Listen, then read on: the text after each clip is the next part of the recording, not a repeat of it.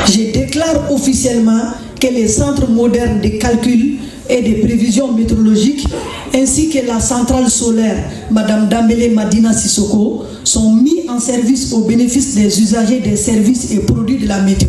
De là, sortiront dorénavant des informations météorologiques fiables qui vont permettre d'anticiper et d'atténuer les impacts des phénomènes climatiques extrêmes qui nous affectent et à notre pays d'être élevé au rang des pays du monde de la météo ouvert à l'innovation et au progrès. Cet événement exceptionnel est empreint d'une signification particulière pour moi et c'est là pour deux raisons majeures.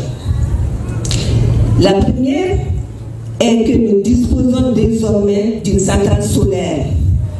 La seconde, elle est relative à l'existence d'un centre météorologique de pointe, l'un des plus modernes dans notre sous-région. La première pierre de cette infrastructure avait été posée le 20 juin 2024, en même temps que le premier panneau de la centrale solaire de notre service météorologique national.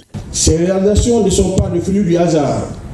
Elles sont le résultat d'un partenariat fructueux entre le gouvernement du Mali, le groupe de la Banque mondiale, les fonds verts pour le climat et toutes les parties prenantes engagées dans la lutte contre les effets des changements climatiques. Nous avons mobilisé un montant de 504 652 606 francs CFA dans le cadre du projet de renforcement de la résilience climatique au Mali, Hydromet Mali, pour la construction du centre moderne de calcul et de prévision météorologique. Le bâtiment érigé en R+1 sur une surface de 1001,700 m² comprend au rez-de-chaussée un hall d'entrée, un centre de prévision, une salle d'archives, une bibliothèque, une salle de repos, un bureau équipé, un bloc de toilettes.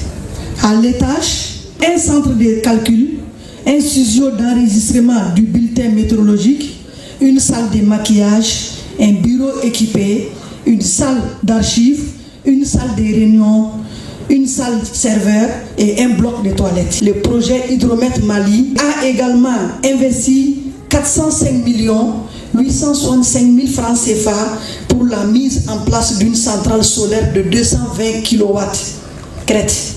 La directrice générale de Mali Météo a profité de cette cérémonie pour offrir 100 kits solaires à des mères d'enfants scolarisés à faible revenu et 100 autres aux pupilles de la nation. Nous sommes déjà dans la commémoration de la Journée mondiale de la météo prévue le 23 mars